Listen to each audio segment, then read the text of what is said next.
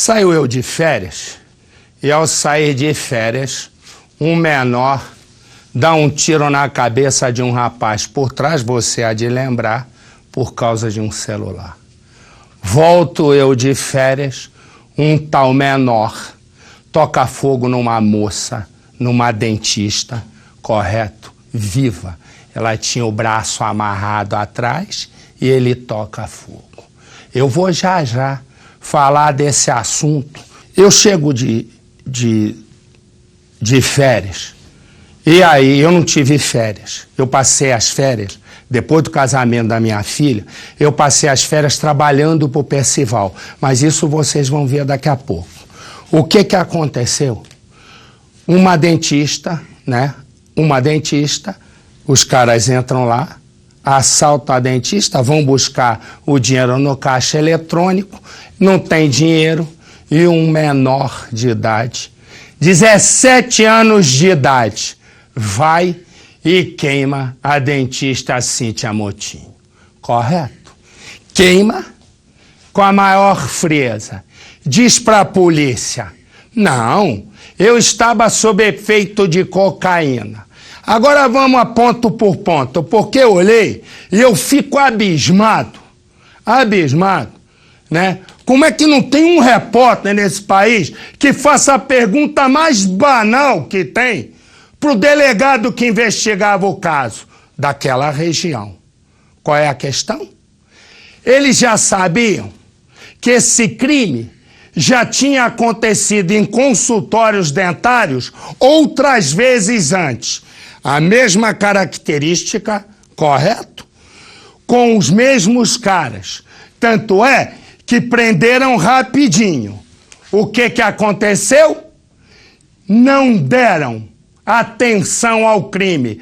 Porque se tivesse ido antes, no momento em que praticaram os outros crimes, buscar fitas de segurança, teriam identificado os mesmos criminosos e prendido.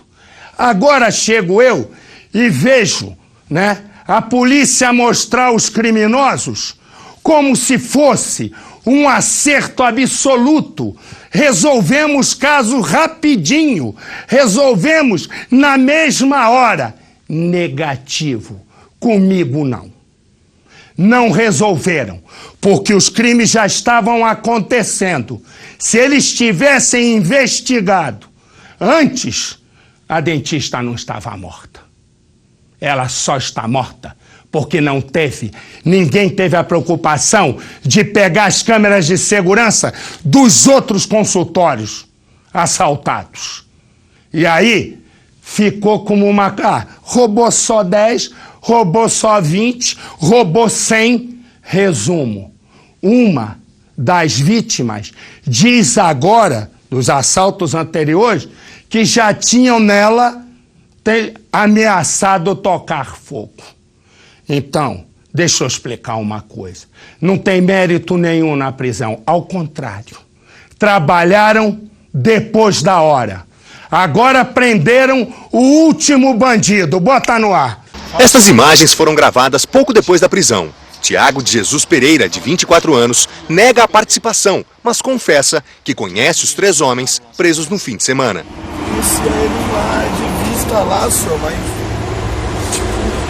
tem um tipo de vínculo, assim. Tiago estava na casa de parentes em Itapevi, na Grande São Paulo, quando foi preso por volta de 2 da madrugada de hoje. Na delegacia, ele novamente negou o envolvimento.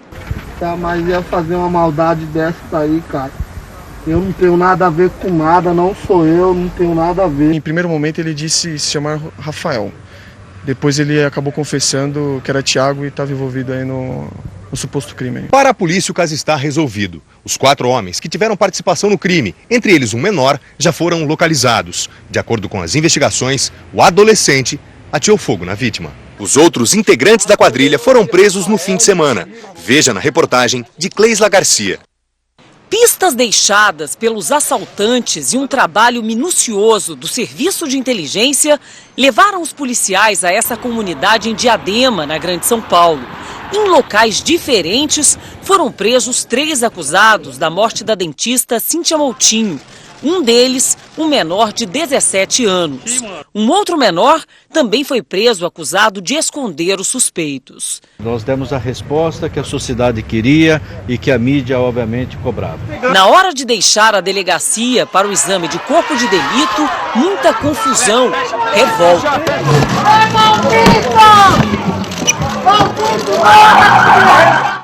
Nós demos a resposta que a sociedade queria e que a mídia, obviamente, cobrava. Não deu absolutamente resposta nenhuma. Porque eu penso o seguinte, se eu sou o chefe de polícia, eu chamo os responsáveis da delegacia que, porventura, estavam esses policiais investigando os casos anteriores e perguntaria o seguinte, você tem as fitas das outras invasões? Por que vocês não identificaram os criminosos? Eu duvido que tenham as fitas. Meu raciocínio está errado ou foram enxugar gelo, PC? Está corretíssimo, porque o caso da dentista Cíntia, Marcelo, foi mais um. E eu vou dar aqui um dado que é meio secreto na polícia. Tem uma série de assaltos em que só mulheres dentistas são vítimas de roubo, Marcelo, assalto à mão armada e, ninguém quer falar disso, mas eu vou falar agora, estupro. Tem várias dentistas vítimas de bandidos que têm uma obsessão por aquela mulher de branco no consultório. Estupros. Por isso, secretamente, a polícia está fazendo levantamento para apurar exatamente o que eu acabo de dizer. E eu quero dizer o seguinte, o que o Percival falou, eu já conversei com uma dentista há alguns anos. Eu fazia uma reportagem na época para o Fantástico. E resumo, o que aconteceu? As dentistas estavam sendo estupradas. O crime continua. Aí me dizer que deu uma resposta que a sociedade queria e que a imprensa cobrava? Não, pelo menos para mim não. Porque se tivesse investigado antes, não teria acontecido isso aqui, ó. Põe na tela. O repórter Afonso Mônaco, meu amigo querido, e um dos repórteres mais competentes desse país, entrou no local, entrou no consultório e as peças estavam lá. Estão lá, e lá, sem que ninguém removesse nada. Como se aquelas peças fossem, e elas são, o reflexo de um Estado, que é São Paulo, entregue às mãos dos criminosos. Segundo, de um Estado, aí eu falo de Brasil, que não pega os tais menores de idade e os pune rigorosamente. Eu digo mais. Que Deus me perdoe o que eu vou dizer aqui. Mas quem toca fogo em alguém assim, se tivesse pena de morte, deveria também morrer assim. Deixa eu dizer uma coisa. Primeiro aspecto, que eu também não consegui ver em lugar nenhum, é o assassino, dois, porque todos são assassinos, usava um carro Audi, que é um carro caríssimo, portanto, ele é de classe média. Ele era criminoso ou é criminoso porque quer, porque nada faltava a ele, a um ponto da mãe, ter um carro Audi e ele, que é uma besta, né, porque querer escolher o caminho do crime, né? Usar o carro da mãe para o crime. Essa é uma questão. A segunda questão, e do meu ponto, uma questão decisiva, não adianta o governo de São Paulo, agora, na hora que está todo mundo emocionado pela sequência de crimes de menor, dizer nós precisamos mudar a lei. E aí tem um monte de ideia. Todo mundo tem um monte de ideia. Pois eu quero dizer o seguinte. O que precisa ser feito é botar na cadeia, não só pela idade, mas fundamentalmente pela característica do crime que pratica. Se a gente estabelecer que tem que ir para a cadeia aos 15 anos de idade e com isso diminuir a idade penal, transformá-la para 15 anos, tem que ter uma balança. Qual é? A grandeza do crime, o tamanho. Um sujeito de 17 anos que toca fogo, primeiro que eu não acredito nessa história. Já vou dizer de cara. Acho que ele assumiu porque é o menor. Correto? É o menor, não dá nada para ele. E ao não dar nada para ele, ele assume no lugar dos outros e tá tudo certo. Ele daqui a 3 anos volta para as ruas. Volta para as ruas para fazer o quê? A mesmíssima coisa. Então vou dizer uma coisa. Eu acho que nós temos que ter. Primeiro, acabar com essa história de menor. Segundo, termos pena de morte com rigor e a punição. Eu vou contar uma história, que Deus me perdoe. Mas se um cara toca fogo, né, em alguém da minha família vivo, eu teria coragem de tocar fogo nele também. Eu duvido que qualquer um não pense assim. Mas não. Só declarações, eu vi declarações de ministros, de governadores, apenas porque no ano que vem é eleição. Está todo mundo agora defendendo idade menor, defendendo rigor, para ficar bonito na eleição. E normalmente as declarações são dadas pelos interiores do país, porque está todo mundo indo buscar voto no interior para o ano que vem. E ninguém faz nada de concreto. Vários assaltos já tinham sido relatados. A polícia já tinha conhecimento de assaltos com essa mesma característica. Não correu atrás, e correu atrás quando alguém pega fogo vivo e a imprensa corre. Porque se a imprensa também não toma conhecimento, fica tudo no 0 a 0. É jogo de empate.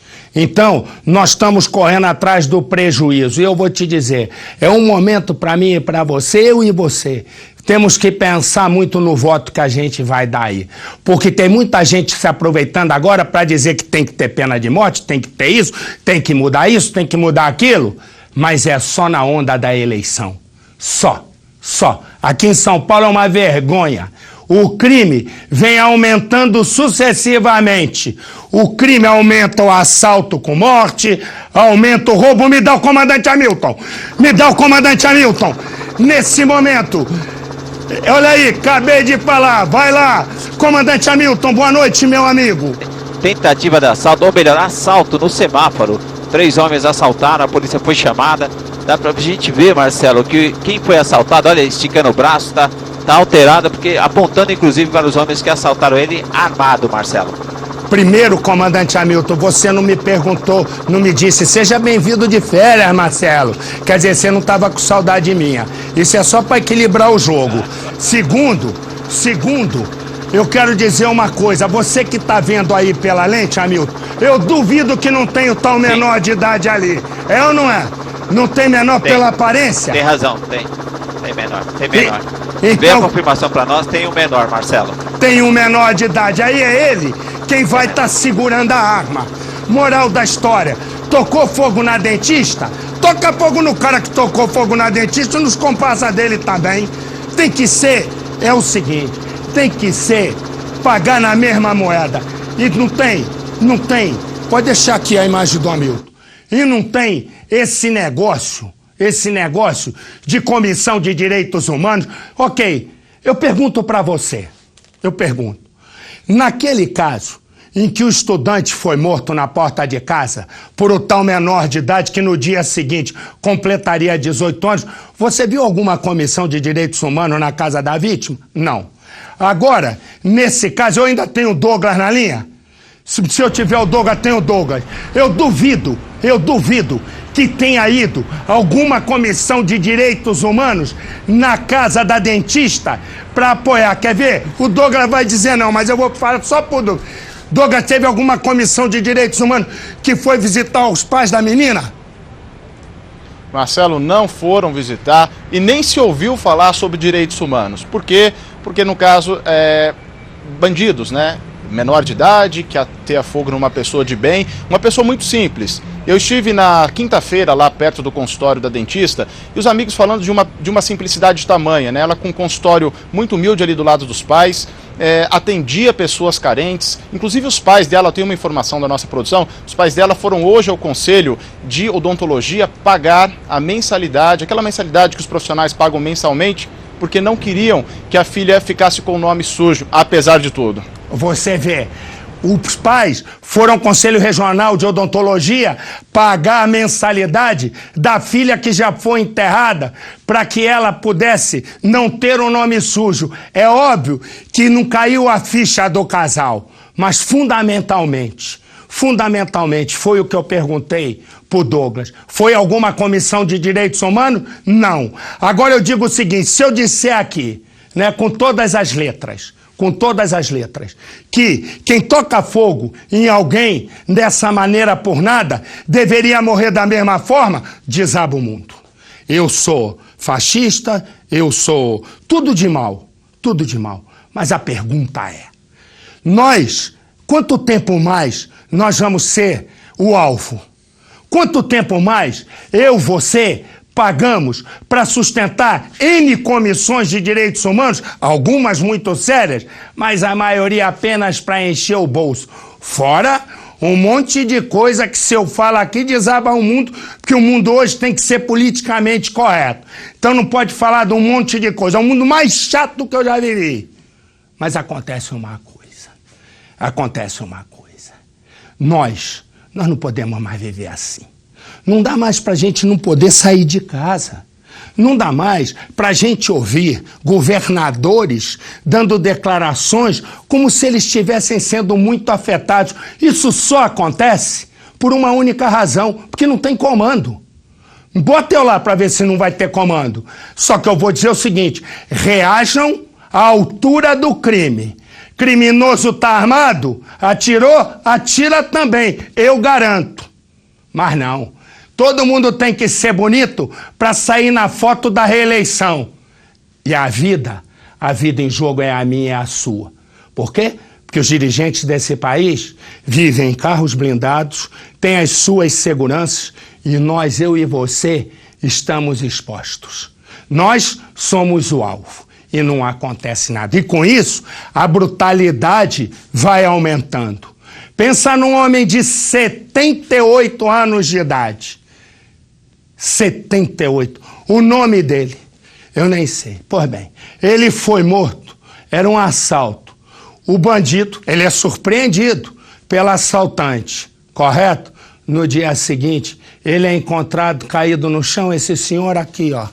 Segundo os familiares, o ladrão entrou por esse portão e foi até a entrada principal da casa, que estava trancada. Então, ele decidiu entrar pelos fundos. Depois de matar o aposentado, o ladrão fugiu por aquele muro pela casa da vizinha. A família do aposentado disse que o ladrão não roubou nada, mas levou o que eles tinham de maior valor. Descobrir quem fez isso, sabe, o cara ser julgado e pagar pelo que ele fez, porque ele não tirou apenas um velho, ele tirou um pai, um avô, um professor, um amigo.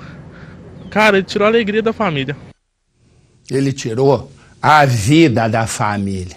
Exatamente isso. Eu não sei se eu já voltei com a corda toda, mas eu vou perguntar ao Percival, que passou esse tempo todo passeando pela Europa, mas eu vou perguntar a ele o seguinte, eu tô errado, Percival? Não chegou um momento definitivo de pegar esses tais menores e botar também numa pena de morte, botar na cadeia, acabar com essa conversa afiada de menor de idade que o Brasil não aguenta mais? Ninguém aguenta mais. E, aliás, você está falando na Europa, eu vi em Portugal uma campanha contra a violência, que o mote é, olha só que interessante, vale para nós. Chega de ficar escondido nas sombras. Ninguém pode mais ficar escondido na sombra. Basta, chega, ninguém dá mais, ninguém suporta, ninguém aguenta. Isso é intolerável, é insuportável, é inadmissível. É isso que está acontecendo. Mas tem uma questão que eu vou te dizer, que eu acho também. Ok, impõe-se a pena de morte. Mas para se impor a pena de morte no Brasil, tem que ter uma questão do meu ponto de vista central. Qual é? Ter pena de morte também para o Congresso Nacional. Ter julgamento e cadeia.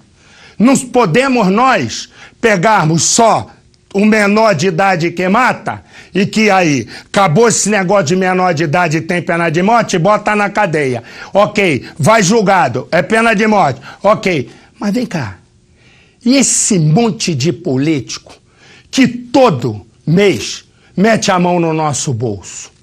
E esse Congresso Nacional que custa a mim e a você por ano, 9 bilhões de reais. A pergunta é, são menos de 600 homens lá. Se fechar aquela jossa lá, correto? E pegar esse dinheiro e colocar quantas escolas, quantos hospitais, quantas pessoas poderiam ter uma aposentadoria melhor, pessoas de idade que tem que escolher entre um prato de comida ou um remédio. Aí você me diz, Marcelo, vai fechar o Congresso? Não. Vamos ter um novo Congresso, onde não pode ter nenhum político que já tenha passado pelo cargo. Eu duvido, o filho de político. Aí nós teríamos talvez um outro país, e com uma regra clara. A punição é para todo mundo. Porque não adianta o político lá de Brasília, correto? Só ser condenado pelo Supremo Tribunal Federal. Negativo. O crime deles é de palavra. Eles não podem ser punidos por um discurso. Agora, não ser punido porque meteu a mão no dinheiro público, não ser punido porque fez falcatrua em licitação, não ser punido porque deu tiro um no outro, negativo, isso é crime comum. E aí nós teríamos um país. Mas, nós temos fundamentalmente que ir à luta, sair da sombra, como disse muito bem o Percival. Olha esses aqui, bota a cara ali. Repara, é tudo classe média. O mais velho tem 21 anos. Você diz assim, começaram no crime agora, ova nenhuma. Foram presos droga, munição, armamento. E armamento daqueles, correto?